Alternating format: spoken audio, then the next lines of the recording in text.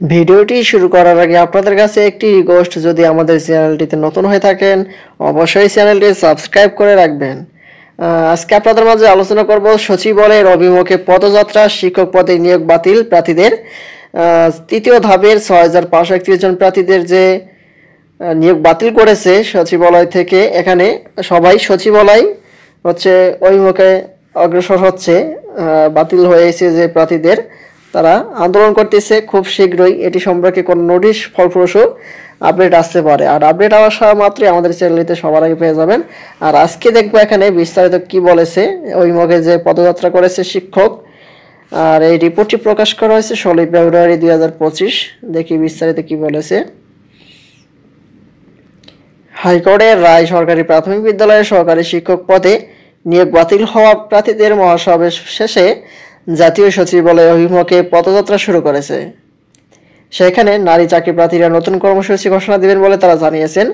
আন্দোলনকারীরা বলেন, আমাদের দাবি আদায় না হওয়া পর্যন্ত আমাদের এই আন্দোলন চলবে।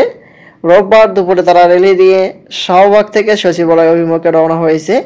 এর আগে সকালে রাজধানীর শাহবাগে মহাসমাবেশ শুরু করে আন্দোলনকারীরা বলেন, তাতে নিয়োগ হয়েছিল ২০২৩ খ্রিস্টাব্দ বিধিমালা অনুযায়ী। একই নিয়োগ প্রক্রিয়ার প্রথম দুই ধাপের সুপারিশপ্রাপ্তরা প্রায় বছরখানেক আগে কর্মস্থলে যোগদান করলেও ঢাকা ও চট্টগ্রাম বিভাগের তৃতীয় ধাপের ৬,৫০০ সুপারিশপ্রাপ্তদের নিয়োগ ৬ মাসের জন্য স্থগিত করা হয়।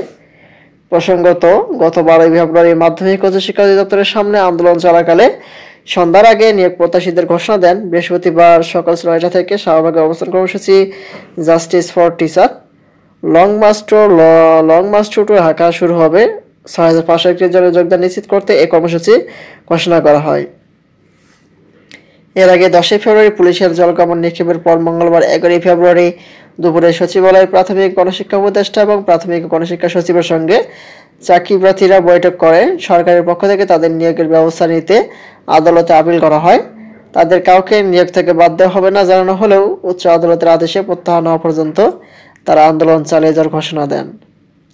এই হলো তৃতীয় ধাপের সর্বশেষ আপডেট, যে বাতিল হয়েছে সুপারিশপ্রাপ্ত শিক্ষকরা।